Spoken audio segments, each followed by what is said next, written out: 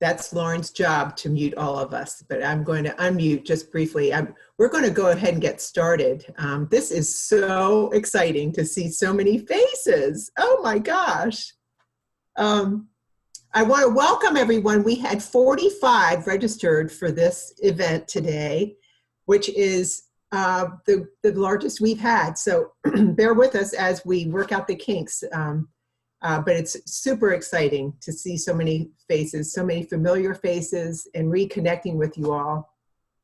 I'm Phoebe Westcott, class of 78, go Evens.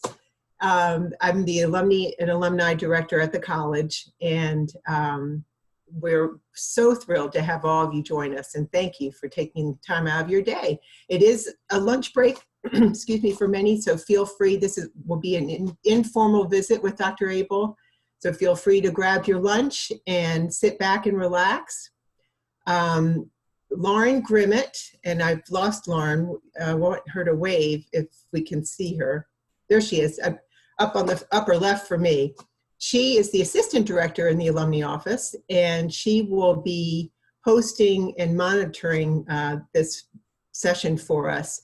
She will mute all of us so that we don't have outside distractions, and then we will hopefully have time for Q&A at the end. We're just going to play that by ear.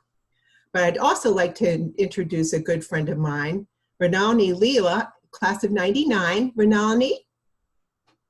And she is, Randolph has served so many positions on our association board as a very devoted volunteer, alumna volunteer. And most recently, she is one of our vice presidents on the board who works with all of our 10 district directors around the country for programming primarily. And we have Randolph to thank today for requesting John Abell, and I'm going to let her take it over and have the honor of introducing him. Randolph? It is indeed an honor, so thank you, Phoebe, for that introduction, and thank you, Dr. Abell, for agreeing to join us and share your insights on the economic impact of the COVID-19. It is my pleasure to introduce Dr. Abell to all of you zooming in and maybe are not familiar with him. And I'll try to do this introduction through my own experiences as a student of Dr. Abell rather than read off a bio. And so I'll start by saying that Dr. Abell was my absolute favorite professor at the college and remains a role model even to this day. Dr. Abell has been with the college for about 30 years, and I first met him in my first semester in baby macro, what they call introduction to macro class. Pretty soon he became my advisor, my mentor, and the rest is history. In terms of his classes, I thought that Dr. Abell was not only super passionate and supercharged about teaching, but he really invested in every student and really wanted to ensure that they were all successful. He would repeat concepts over and over and over and over again in classes, in his office, however many times it took until that very last student got it.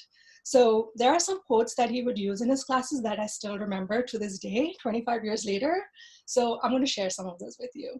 In his macroeconomic class, he would constantly quote John Maynard Keynes. For those of you who are not economists, he was the father of fiscal policy. And John Maynard Keynes said, in the long term, we're all dead. And the point was that this was Keynes's response to classical economists who would say, well, if the economy is slowing down, the government doesn't need to do anything. They don't need to intervene.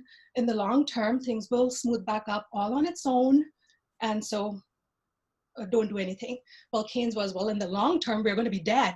And so a whole generation will pass, in a slump. So that's not a good enough answer. So, and that's still stuck, obviously. In Money and Banking, let me tell you, he would quote from a book called The Secrets of the Temple by William Grider. And William Grider did this thorough research on the inner workings of the Federal Reserve Bank. And there was a quote in there that said that the Fed's job is to take the punch bowl away when the party is just getting started. And what did he mean? It meant that when the interest rates, the party referred to a low interest rate environment. So after a bunch of quantitative easings, when the interest rate is low enough that people and companies are starting to borrow, starting to spend, starting to party, the Fed decides that, well, let's start jacking up the interest rates and end this party right now by taking that punch bowl away. So I'll give you one more, and this is from his discussions about sustainability and conservation. He would quote Mahatma Gandhi for having said that the earth provides enough for every man's need, but not for every man's greed. So again, just what a quote to share with young students, and what an impact it makes. It really, I feel like beyond teaching, Dr. Abell really built our characters. So I hope that, with these examples, it gives you a little sense of the types of courses he taught and his teaching methods. But before we jump into his commentary today, I just want to also talk about a little about his research. And Dr. Abell's research really, interests have really evolved over the years, but there is one common thread. I feel like in all of his research, he's always looking at topics of inequality and injustice, and always batting for that underdog. And really that shows that empathy that Dr. Abell has for people. And so when I was a student 25 years ago, he was researching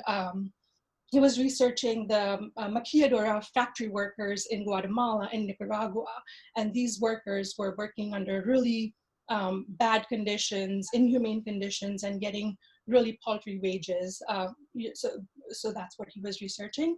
And then fast forward 10 years, I went back for my reunion, and he was making a presentation on the economics of food.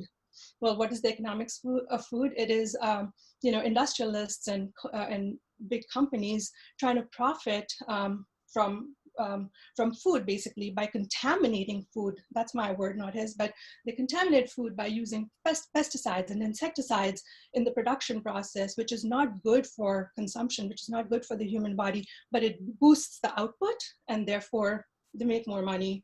Also in the packaging, they'll use preservatives like high fructose corn syrup, which is also, it causes obesity, it causes type 2 diabetes, but they make money off of it because it's cheap. And then more recently, in the last 10 years, Dr. Abell has turned his focus a little bit more at home in his own backyard in Lynchburg. He's been studying topics of food insecurity and food deserts, hunger and poverty, just right there in Lynchburg. And he will actually talk a little bit about that today in his comments. So with that, let me pose a question for Dr. Abell to get him started. And here's the question. We are experiencing economic trends not seen since the Great Depression 90 years ago. From 15% unemployment, which is projected to get as high as 25%, according to Goldman Sachs estimates, to a deflationary environment, which you used to talk about in your macroeconomics classes as being very dangerous for the economy. Can you elaborate on some of these trends and also talk about which ones are going to disappear with the virus and which ones are likely to remain with us for a little bit longer?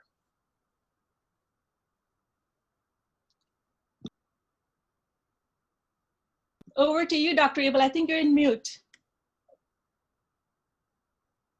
All right, is that good? Yes. Okay, all right.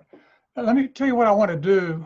I'm going to push I've got two screens here. I'm looking at all of you here. I just pushed Mrinalini's picture over to the left.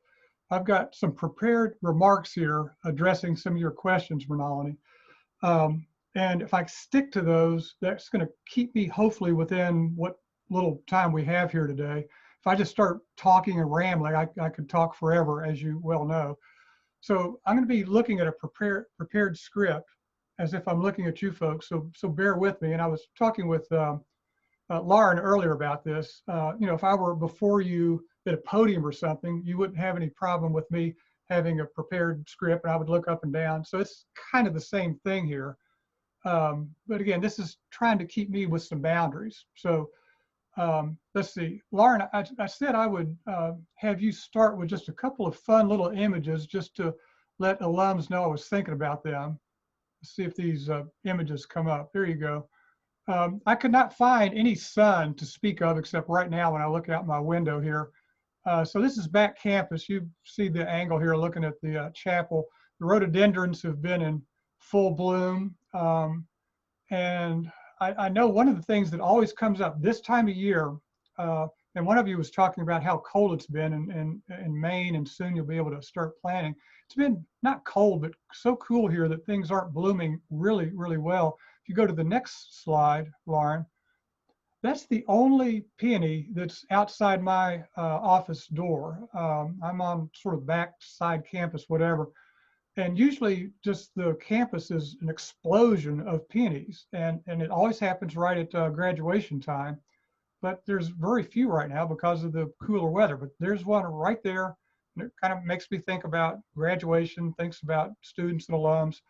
So I just thought I'd share all that with you before we got started here. So if you want to close all that out, we'll get to my remarks here. And Ronnie, by the way, you get an A still for remembering all that stuff. That was phenomenal. I appreciate that. Yeah, that's what I was going for. But you get it. If somebody's recording, give her an A, and that's just wonderful. I'm truly thrilled and honored to have been asked to be a part of your lunch and learn experience. Thanks to Terminology for asking me. Thanks to Phoebe and Lauren for working out the details. One of the best aspects of this opportunity is seeing the list of participants. And I'm looking at a list here. Here's a prop of, this is only 30 names, and I recognized about a third of them as having been my students. And now the list is 45, and there's Rose and Ein and some others that I didn't realize were going to be here. So this is just kind of mind-blowing to see all of you faithful alums, some of whom graduated back in the 1950s and 1960s. How wonderful is that? That is just so impressive. And I noticed that there are alum events where you could be learning about sustainable gardening or healthy cooking. And yet here you've chosen to spend an hour with me on the most somber of topics. So I thank you. So as to the coronavirus and its impact, let me get my scroll feature going here. The short answer to your question, Ronaldi, is that the economy is in trouble, period. There is no sugarcoating that fact. I wish there were. I wish there were a way to evade how serious this really is. I'll address some employment and economic output data here in a minute, but you asked specifically about deflation. There has been significant downward pressure on overall prices in the economy for the 2 months of the crisis, led by steep declines in the price of oil. Oil prices fell nearly 21% in April alone. And for a day or two in late April, I don't know if any of you were following this, but one of the futures contracts actually posted a negative price. That's just unprecedented. It's never happened. There was such an oil glut that producers were actually willing to pay those who had storage space to take the oil off their hands. It's never happened. The oil price declines have occurred for 2 reasons, one obvious and one behind the scenes reason. The one behind the scenes was the result of an oil price war between Saudi Arabia and Russia. That had oil prices tumbling even before we realized the extent of the damage to the economy coming from the coronavirus. While the geopolitics have finally been smoothed over with the 2 countries and their OPEC allies agreeing to a production cut of almost 10%, that was just this past Sunday. There is still downward pressure on oil and other prices as we all continue to rein in our spending and our travel. In economic parlance, we would say that aggregate demand has declined, but that understates the case. It has fallen precipitously, with the result that prices have been falling, overall prices. Car rental prices, airfares, auto insurance, lodging, and clothing prices all posted record monthly declines in the month of April. Ronaldi, you expressed concern that the deflationary environment might be dangerous for the economy. A former Federal Reserve economist, Claudia Sahm, expressed worry that, and I quote, "We are falling into a deflationary spiral." What happens in a deflationary spiral is that consumers begin to take notice of falling prices, and they decide to postpone their next round of expenditures with the idea that if they wait, especially on big ticket expenditures such as houses and cars, that they might get a better deal at a future date. However, if everyone thinks that way, then aggregate demand keeps declining, which forces prices even lower, and then a deflationary spiral becomes entrenched. Some of the downward pressure, though, is self-limiting. We hope it is. For example, you can't wait forever on car insurance or health insurance. Certainly can't wait on food purchases. Houses, cars, and vacations, though, people may well feel that they can be patient about those things. There was some evidence in this morning's news, just this morning, that there may be some pent-up demand in the economy that might forestall a deflationary spiral, or at least slow it.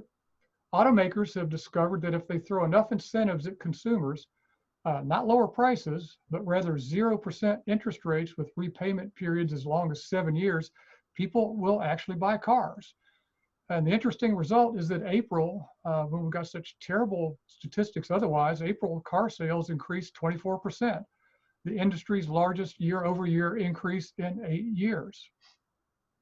Nevertheless, a deflationary spiral is exactly what should have policymakers lying awake at night worrying about. Federal Reserve officials are paying close attention to this issue. Main problem for the Fed, though, is that they went into this crisis with interest rates that had barely inched up from the zero lower bound that had prevailed for years following their efforts to mitigate the Great Recession. Remember, that was back in 2008, 2009. In a few swift moves back in March, the Fed pushed rates right back close to zero. So the Fed is left to fight this looming downturn with creative financing and lending programs, all in an effort to maintain basic market liquidity. They don't have interest rates really to work with anymore. The Fed would never come out and declare that it is out of counter-cyclical monetary ammunition. There's a collection of words for you. But Fed Chair Jerome Powell said yesterday, this is Wednesday, that despite the timely and appropriately large fiscal stimulus from the government so far, that more fiscal support is likely needed to avoid long-term economic damage. That's about as close as the Fed would ever get to declaring that it is in fact running short on ammunition. Essentially saying to the rest of the government, look, we've done our part. We need further help from you in the form of additional fiscal stimulus. If you read or listen to almost any intelligent news source address the issue of how to reopen the economy, the explanation almost always centers around getting a better handle on the COVID-19 pandemic itself. Careful testing and tracing, along with research for a vaccine, may well help us begin the process of isolating the disease. The better we understand the disease, the quicker we can begin the process of restarting the economy. Another way of thinking about this is that the coronavirus and the economic crisis are really the same crisis. And it is clear that causality runs from the coronavirus crisis to the economic crisis and not the other way around. You want to restart the economy? You gain control over the coronavirus first. Wishful thinking, hunches, and political grandstanding are not going to make either crisis go away.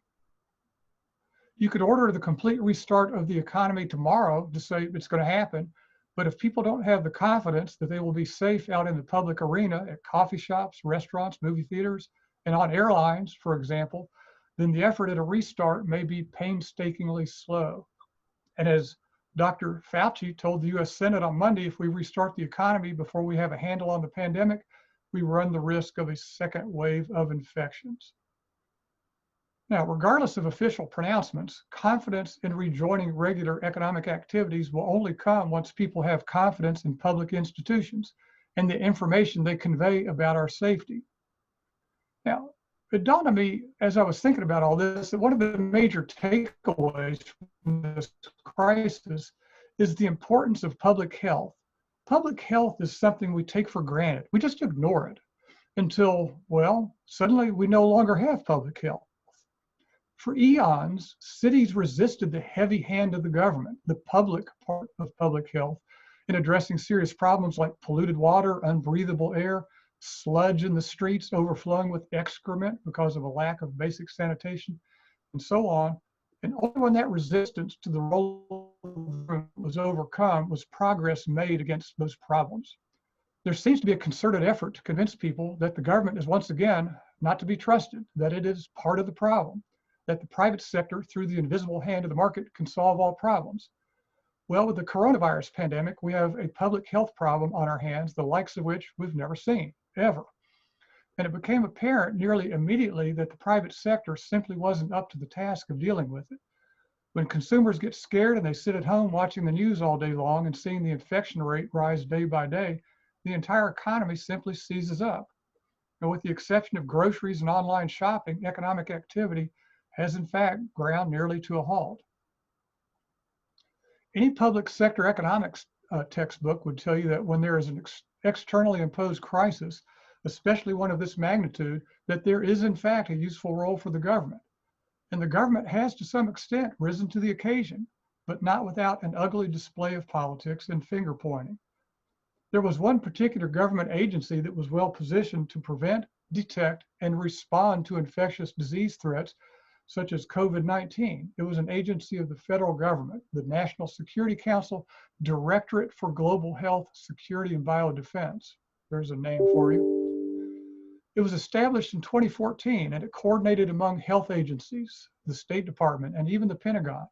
Inexplicably, this directorate was closed out in 2018, leaving the country woefully unprepared for this latest crisis. And being woefully unprepared has meant a severe lack of protective equipment, a lack of testing and tracing capabilities, and a lack of coordination. I apologize for all these little bells and whistles that keep coming up as people try to contact me here.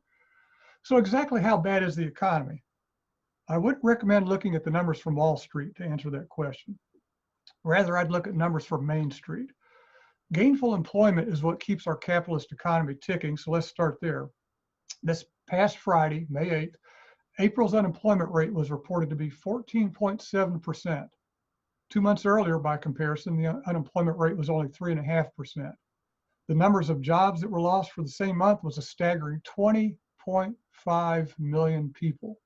Let me say that again, 20.5 million jobs lost in April. Because those numbers now come from surveys with a reference point of the middle of the month, we know that the actual numbers are far worse. But we can get an idea of how much worse because we also have access to the weekly unemployment claims data. This is a report of people having lost jobs and filing first-time unemployment insurance claims. Since the numbers that went into each of the two employment or unemployment reports for April were compiled, an additional 11.4 million workers filed first-time unemployment insurance claims. So if you look at the unemployment picture simply by adding up all of the weekly jobless claims numbers since the start of the crisis, it adds up to an eye-opening 36 million lost jobs, and with no end in sight. Only perhaps a slowing of the trend. So even without the job losses that we're pretty sure are going to come figured into the calculation, if you take that 36 million lost jobs, express it as a percent of the labor force, you get a number that's far higher than that 14.7%. It's a number that could easily reach a quarter, that's 25% of the labor force, and probably even higher, thus rivaling the losses of the Great Depression. Now, Lauren, if you would take us for a few moments to the slides that I've got here on some of these stats, please, ma'am. All right, so here's the first slide right here. You'll notice on the dates at the top that this is the monthly change in jobs. It either has job increases or decreases. The numbers go all the way back to the 1930s, the late 1930s. I stopped this particular plot short of the coronavirus crisis. This only runs through February, and I do this for a reason, to have you take note of the scale of the plot here. This scale is sort of made interestingly more reduced, shall I say, because of what happened back at the end of World War II, back in September 1945, when we lost nearly 2 million jobs back then. You notice that red spike to the left of the diagram there. All those military-related jobs just kind of went away overnight as the war came to an end. That by itself has a way of sort of squunching or scrunching down all those little spikes upward and downward. But look what happens when you add March and April in the next slide. Lauren, if you would advance the, oh, you've done so. I've got all these. Okay, so April 2020's job losses off the chart. I'm sort of borrowing from a New York Times article that had the words off the chart in its title. And you'll see that I've added on my own here that red arrow that goes down off the chart. So if you keep that scale of a maximum of 1.5 million down to a minimum of -2 million, you can't really record the 20.5 million jobs lost in April. It's literally off the chart. Okay, I didn't even bother to try to put the March 800,000 people who lost jobs. That would just sort of get lost like all the others. But so let me show you what you have to do now to account for the 20.5 million and keep everything in proper scales. So Lauren, if you'd go to the next slide. So in this slide, now everything's to a scale that fits. You'll notice the bottom numbers take us all the way down to up to 25 million potential lost jobs. So you see that downward red line there capturing the -20.5 million people losing their jobs. But look what that does to the rest of all those ups and downs of the job cycle there. Even that September 1945 loss of 2 million, it almost just becomes insignificant. What we thought of as a cataclysmic decline during the Great Recession of 08, 09, it looks hardly significant. And so nobody's going to worry about us economists and statisticians and our problems with data. But for those of you that think along those lines, try to imagine how these numbers that we're looking at now, April, whatever's going to come for May and beyond, it's going to make it really difficult to make a presentation of economic jobs numbers because of this scaling. So we'll leave that worry for another day. One last plot there, Lauren, if you would go to the last one. This is brand new research coming out recently in the Journal of Monetary Economics. Some smart economists getting their research published there have gone back in time and reconstructed unemployment numbers. We didn't have data from the Bureau of Labor Statistics back in the 20s, and certainly not back in the 1890 recession that most people don't even know about.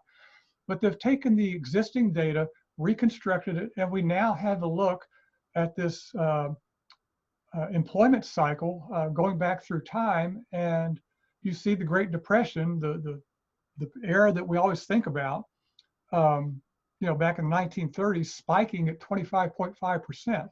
Well, there's April's numbers, 14.7%. And I guarantee you, when you fit in to the calculations, all of those weekly unemployment claims, we're going to be up there close to that 25.5%, maybe even larger. So that's sort of a first look at the employment part of where we are in terms of the economy. So Lauren, you can take those images away. Now, for those of you that have taken an economics course with me, and you know who you are, you will recall that I take a pretty dim view of gross domestic product as a measure of social well-being. It's an easy measure to criticize if you choose to do so. A car crash up on Rivermont Avenue in front of the college, for example, will generate spending on ambulances, doctors, hospitals, and lawyers, all things that will increase the size of GDP. But are we better off as a result? Well, of course not. But try to imagine policymakers attempting to prosecute a war or prevent a major economic downturn without some sort of measure of what is being produced in various sectors of the economy. GDP, or something like GDP, such as net national product, whether we like it or not, has its uses. There are many critics of GDP who worry that our obsession with making the size of the economy, as measured by GDP, grow as fast as possible is bringing great harm to the environment. This is one of the issues we took up in my environmental economics course this past semester. We read a book by the British economist Tim Jackson titled Prosperity Without Growth. Jackson is a professor of sustainable development and is concerned with the impacts on the environment of our devotion to economic growth. He's particularly concerned with climate change. He goes to great lengths trying to convince his readers that we need to consider more useful ways of imagining prosperity, finding different ways for humans to flourish other than simply having a greater command over material possessions. There is evidence that as incomes grow, the happiness that accompanies that income increases at a diminishing rate. And there's an entire chapter devoted to the mathematics of how to decouple that is to decouple the economy from environmental outcomes. But at the end of a chapter titled The Dilemma of Growth, the dilemma of growth, we come face to face with reality, what Jackson refers to as an impossibility theorem. On the one hand, he says, growth is unsustainable, at least in its current form. Burgeoning resource consumption and rising environmental costs are compounding profound disparities in social well-being. On the other hand, degrowth is unstable, at least under present conditions. Declining consumer demand leads to rising unemployment, falling competitiveness, and a spiral of recession. The failure to take this dilemma seriously is the single biggest threat to sustainability that we face, according to Jackson. This impossibility theorem has always seemed rather, well, theoretical until the coronavirus hit. And we began the process of shutting down large sectors of the economy and watching the numbers of unemployed workers skyrocket. When people stay at home, when they are only minimally participating in the economy, the entire system appears to come unraveled. Jackson is right. Degrowth is unstable. GDP fell 4.8% for the first quarter of 2020. It takes 2 quarters in a row of negative GDP growth to declare that the economy is officially in a recession, but we're most certainly headed in that direction, if we're not already there. Like those official unemployment numbers, they are probably worse than they appear because of the lag in reporting.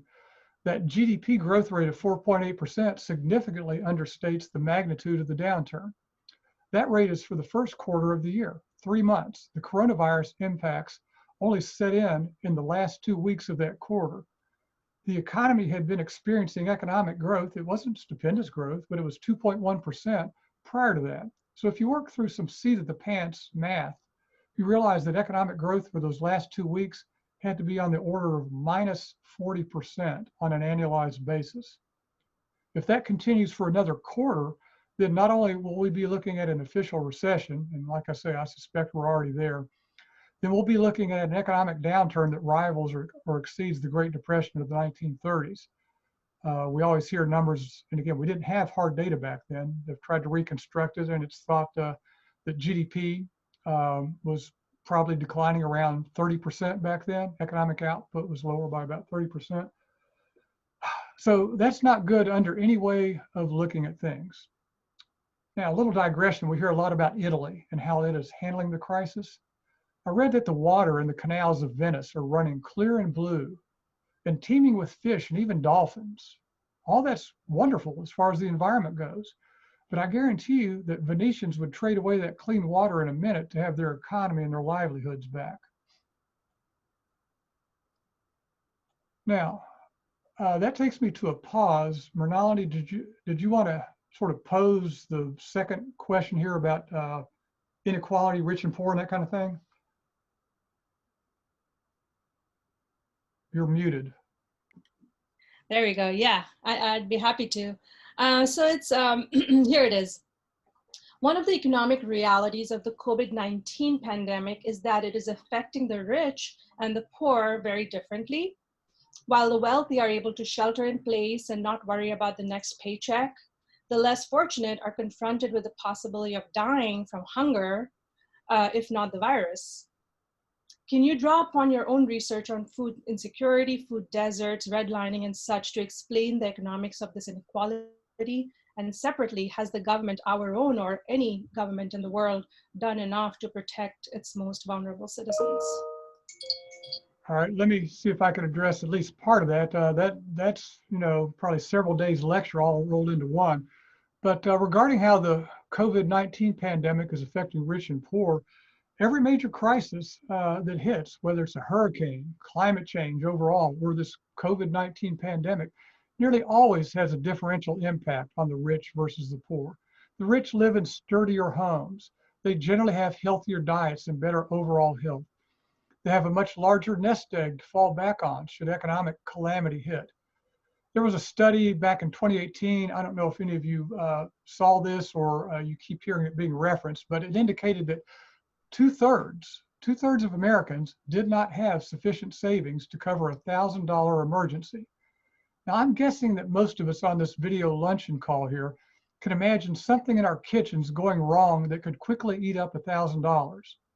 And I'm pretty sure that at this point in the crisis, many Americans, perhaps some of those 2/3, have run up bills of $1,000 or have foregone expenditures of $1,000 because of a lack of a job or lack of money in their savings accounts.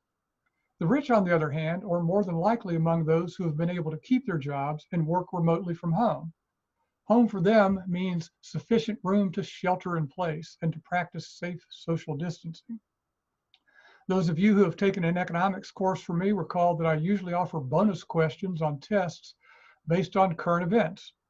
One of the bonus questions for this year's final Econ 101 exam came from a New York Times article titled, "The Coronavirus Class Divide, Space and Privacy." The article starts by saying, shelter in place is a dictate that assumes the existence of shelter, the safe, stable, controlled environment that poor people often lack.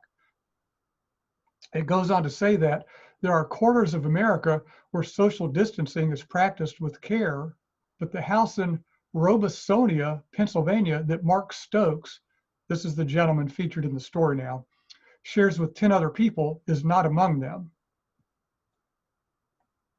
Housemates come and go to jobs in fast food and a chocolate factory, sharing a single shower. Dirty dishes crowd the kitchen that no one cleans. Lacking a bed, Mr. Stokes, a freshman at Kutztown University, sleeps on the floor in the room of a friend who took him in when the dorms closed. Now, it's easy for us who are comfortably employed, living in a safe, stable, controlled environment, such as the New York Times refers to forget, or perhaps not even to be aware of, the fact that there are significant numbers of people living like Mark Stokes. Rinaldi, you mentioned my own research. I spend a lot of time studying Lynchburg's vulnerable population using US Census data. When I can, I try to get out into some of the poor communities, and I take my students along with me. We just get in the bus and we go. It is nearly always eye-opening to see the conditions of the homes and to see the unhealthy food options that dominate the corner markets where many people have no choice but to shop because they don't have transportation that might allow them to go to Kroger or Walmart. It's rare, though, that I actually get to see the insides of people's homes. I just don't try to press that. I feel like I would be violating their privacy to ask. Circumstances allowed me one day, though, to venture into a rooming house on 12th Street near downtown. I encountered 5 small bedrooms sharing a single small bathroom and sharing a small dirty kitchen with no refrigerator, no stove, no microwave, no dishwasher, only a sink and a countertop. Now, how are the residents of that house going to safely shelter in place? Who's going to take it upon him or herself to clean that bathroom on a regular basis? They have to eat, and because there's no place to store food other than in their bedrooms, they will have to venture outside into those corner markets on a regular basis, meaning that they will be in close contact with others, all in similar situations. It's a recipe that is ripe for spreading this disease. Our local soup kitchens are facing increased traffic from the usual homeless population, but also from the newly unemployed. Lynchburg Daily Bread, which normally feeds about 250 people a day, has seen a sharp increase and now feeds nearly 315 people a day. Like most other soup kitchens and food pantries, it has shifted to takeout only operations because of social distancing guidelines. Their usual volunteers, a lot of folks aged 65 and older don't feel comfortable, so they've had to generate a whole new collection of volunteers, a little bit younger. The Lighthouse Community Center on Main Street has struggled with falling food donations because restaurants that might donate their excess at the end of the day, places like Golden Corral, they're now closed. Nevertheless, it's still trying to serve the 75 or so people who arrive for a hot meal daily. You ask about the government response to the crisis and its impact on its most vulnerable citizens. The $2 trillion CARES Act, which is an acronym for the Coronavirus Aid, Relief, and Economic Security Act, had the potential to bring assistance to the most vulnerable.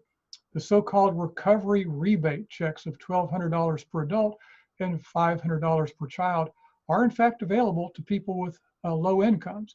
Unfortunately, those rebate checks were tied to people's tax returns. According to the Coalition on Human Needs, about 30 million people do not have to file tax returns, including some Social Security, supplemental security income, or other low-income program beneficiaries. Now, for those folks, they're going to have to file in order to receive the aid. And without a major outreach campaign, many will not know about it nor find it easy to file, especially during a time of a quarantine. I don't know if any of you, in trying to figure out where your checks are, have attempted to navigate online to the IRS website, which is really the only realistic way to request your payment. You're going to find that that site is unwieldy and is, to me, it's downright scary and intrusive looking. And then there's the matter that lots of our most vulnerable citizens don't have access to computers or easy internet access. In fact, I went to that IRS site this morning just to see if anything had improved. You've got broken links, and it looks impenetrable. So I don't know how citizens who haven't received their checks are going to let the IRS know who they are. The CARES Act did nothing to expand access to SNAP benefits, Supplemental Nutritional Assistance Program benefits. This expansion had been in the original House version of the bill, but was stripped from the Senate bill that was eventually passed. The CARES Act provides $4 billion for emergency solutions grants to help people escape from or avoid homelessness, adds $3 billion for more rental assistance. It adds $900 million in help for heating and cooling bills. All that's good, but compare those amounts to the $50 billion pledged to assist the airlines. Much more funding is needed to prevent a probable surge, a huge surge, in homelessness. The CARES bill placed limited moratoriums on evictions and foreclosures, but it only covers property with any federal funding or backing. That leaves out a substantial number of units in the private sector. Congress could extend the moratoriums to all properties and also impose a moratorium on water bill shutoffs. Keeping people in their homes is crucial, but it will not be achieved solely by moratoriums. If rent continues to pile up, people who have lost months of pay will fall too far behind. That makes us a serious commitment to emergency and ongoing rental assistance, plus building and maintaining affordable housing, an essential part of a recovery plan. Maybe some of that will get addressed in this $3 trillion package that the House is considering. I could probably go on. I don't really have anything further scripted here. Nalini, you wanted to, I think, ask me about college-related stuff. I'd be glad to talk about that, or anything else you folks want to talk about. Yeah, just real quick about how the college has responded to online teaching and the challenge of potentially fewer students returning in the fall, and maybe enrollment being down, new students postponing or taking a gap year or something. So the impact of that on our college, but also kind of on the education sector overall. Yeah, this has been a challenging time. In fact, this whole academic year was a challenge for me personally. We were back for 1 week before, and all those who are alums, which are all of you, know about the meet and greet that we have early in the spring semester where seniors get to meet with their professors. I remember specifically running up against somebody who had a cough that day, and they were in fact coughing, and 24 hours later, I came down with flu symptoms that just dragged on for weeks and weeks, as much as 2 months. And that's, many of you who have had me, know that I just rarely miss classes. I missed a full week of classes, which got my semester off to a bad start. And then as I was making my way through all that, this all just sort of then blended into what became the coronavirus crisis. And my own diagnosis was that I just had the regular flu. I had a bad case of the type A flu. Maybe that's what it was. If it was coronavirus, I don't know if I'll ever know. But all that's neither here nor there. So we make our way towards spring break, and we're beginning to suspect that we're going to probably have to take our classes online. This is something I've given a lot of thought to, but have never pulled the trigger on it because it's just such a daunting prospect.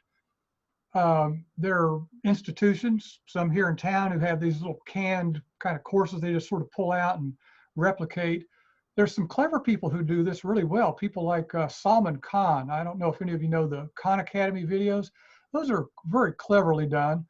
And I was sort of hoping to be able to maybe do things the way he did them. And so, but I was never able to pull the trigger on that. Suddenly, we go into spring break, the conversation gets more serious, and before long, we're being told that, yes, we are in fact going to be taking our courses online.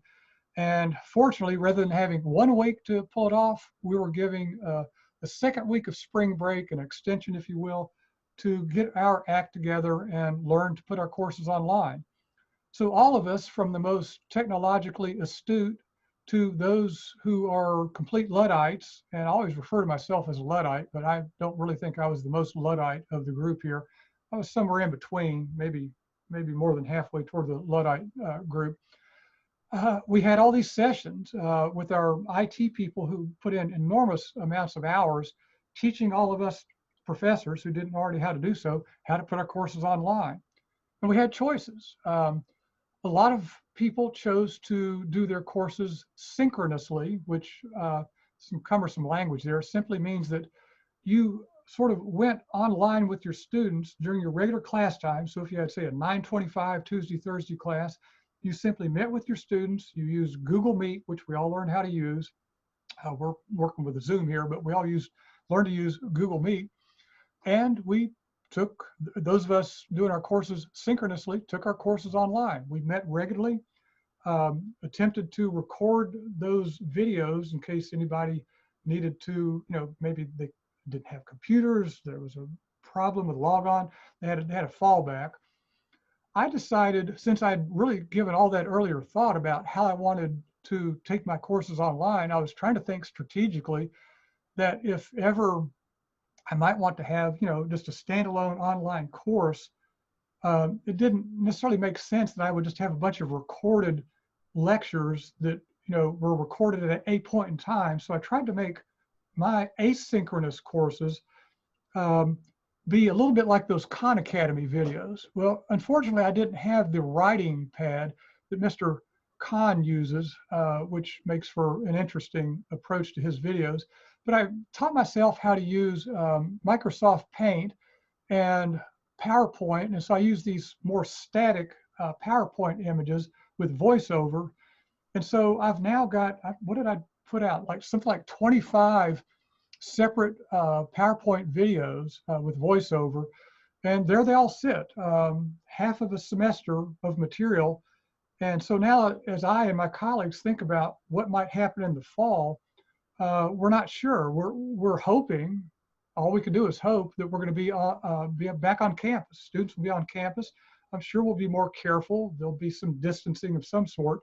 But there's also the possibility that we may have to keep things online, keep things distant. California State, for those of you that are paying attention, California State University announced, 2 days ago, they're going to keep their courses online into the fall. So with that pronouncement, there's kind of a discordant note in all the hope that we might be back on campus in the fall. We'll simply see. But I foresee my summer probably spent, and I know some of my colleagues are thinking along these lines, probably be spent putting more material online. And I will probably continue to do so asynchronously. Again, to have this sort of repository of material that if we have to do this again, I've got it. And I can work on refining rather than kind of creating it from scratch. So that's kind of what I've done personally. As for the college and enrollment numbers, last year was not the greatest year we've ever had. As far as first years, we had, I think, 144 students join us. And there's all kinds of scary predictions as to what would happen in a world in which we couldn't get students on campus. Many of you perhaps came to Randolph because you had that visit on campus that enticed you to say, man, this is a place where I want to spend my next 4 years. Well, prospective students and their parents have not been able to have that experience this past several months. And we've been doing all this with some really smart, clever people in our admissions office, doing this at a distance, online with virtual tours and so forth. And apparently it's working. They're doing well at their tasks, at their jobs, because in spite of all the gloom and doom, we're up to 137 deposits. So that's a way bigger number than I was expecting, given how serious things are and given the uncertainty. And we haven't closed out admissions at this point. So we're hopeful that we'll at least reach the 144 that we had from last year and maybe go beyond that. We've worked up budget scenarios based on, I think, a minimum of, what was the minimum? 135 or 145. We're hoping to at least hit that minimum and maybe go beyond that. I'll leave that work for others. So we're not looking as bad as I thought enrollment wise. We hope that all those deposits will remain, that when the actual bills arrive, we won't lose any of those to the so-called summer melt. So what else might I say? We're all being careful here. The numbers have shrunk down. You can walk in the hallways here and hardly see a soul. Most offices are working remotely. You go into the provost office, formerly the dean's office. You might see one person. The registrar's office is almost entirely working at a distance. I'm one of the few, because I like my setup here with my 2 monitors and so on. I come in nearly every day. I'm way more productive here, but it's a pretty quiet, lonely campus right now. So we need alums back. We need students back. And maybe I'll stop there and see what is on your all's mind and what you'd like to talk about in the remaining handful of minutes here. Dr. Abell, I do have a comment or a question in the chat box. And if you all have a question, if you want to type it in the chat box, that would be great. We have about 8 minutes until we need to end for today. So this question, or actually asking you to comment on a handwritten message in the window of a locally owned frame shop in Philadelphia. Our government and our too big to fail bank deem us too small to bother. But read that again now. Yes. So asking you to comment on a handwritten message in the window of a frame shop in Philadelphia. Our government and our too big to fail bank deem us too small to bother. Oh, I see. It sounds like, somebody's very discontented that we've got this, giant government, and we've got, when they say bank, I don't know if they're referring to the Federal Reserve or they're referring to the banking system, but, the expression too big to fail has been around for some while. It came really to the forefront during the Great Recession, when the banking sector back during that time, which had made horrible mistakes. There were all kinds of mistakes at the banking level, at the regulatory level, freeing up banks to do all kinds of, I think, very mischievous things, having capital requirements which were nowhere near safe or sufficient. Once all that came to play out and contributed to the downturn that we now refer to as the Great Recession, well, all those bad actors got bailed out. And so, Wall Street got bailed out, as they said back then. Main Street got ignored. And kind of like I was saying earlier, there's a concern that while there's been some money thrown at rent support and things like that, it's kind of a pittance in comparison to the quick support that the airlines got, $50 billion just by asking. So I think that's a message of discontent from those that feel the government is detached. I'm not about to defend too much of what the government is doing here. I'm surprised that in this world in which we live of political discourse that's just horrible, that they actually have done what they did to pass a $2 trillion CARES bill. I was stunned they were able to pull that off. So I think there would probably be potentially riots in the street if they'd done nothing. So they probably saw that. Thank you. This is a shout out Roxy Torres shares, my company, EAB, is the one that does the virtual tour for Randolph. Oh, how cool. Thank you, Roxy. Hello, Roxy. And thank you for making that available. That's wonderful. How cool. Well, there are no more message or comments in the chat box. Does anyone else have a question or comment? I can't believe I've answered everything, and I can't have left you speechless. Here's one. What are the benefits and negative effects of the federal government providing more support to state governments?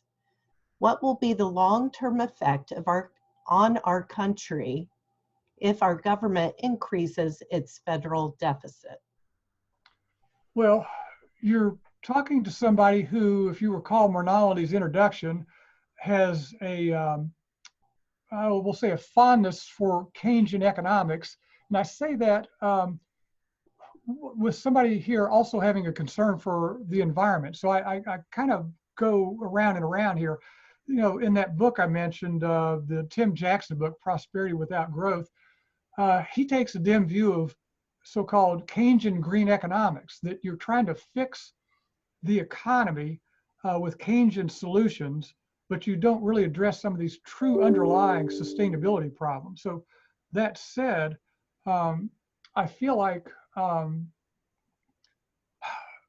when you think about who can do what in this economy, states and localities almost always have to work with balanced budgets. Most of us, you know, have to work with balanced budgets. You can borrow up to a point. You know, the Lynchburg city government has to work with a balanced budget. And because of that, they've had to furlough something like 47 people here in Lynchburg. Virginia and every other state works with balanced budgets. The federal government is about the only government institution that can operate with borrowing. That, you know, we went into this downturn with a structural deficit of over $1 trillion. And that's because of, I think, ill-placed, ill-timed tax cuts that were not needed. But nevertheless, that's what we went into the crisis with, $1 trillion budget deficit.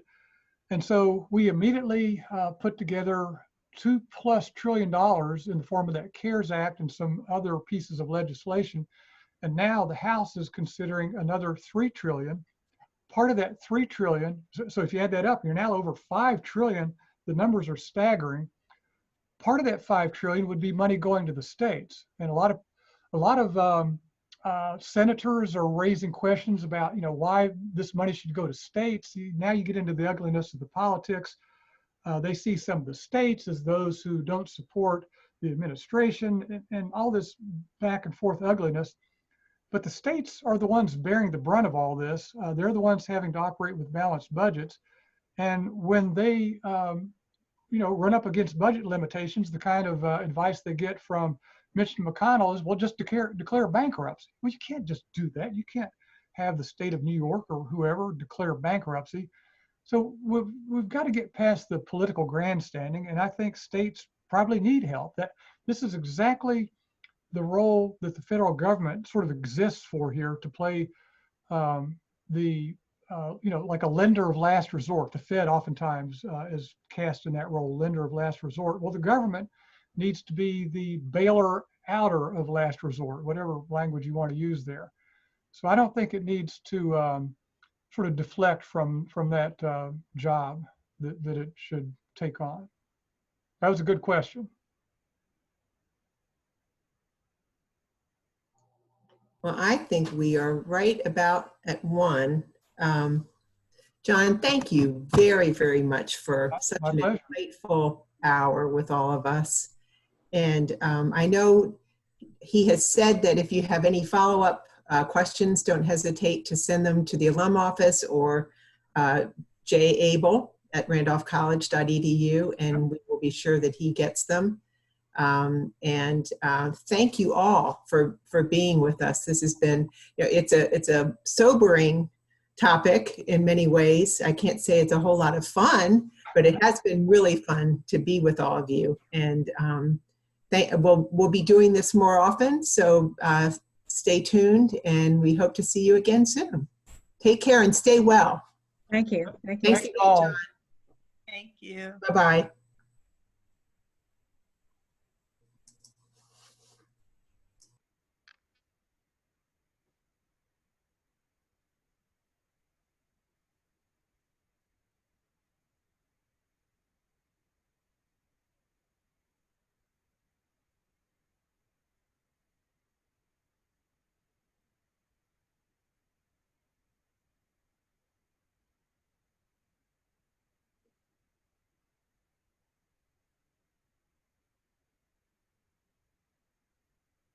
Got a thumbs up on the iPad there.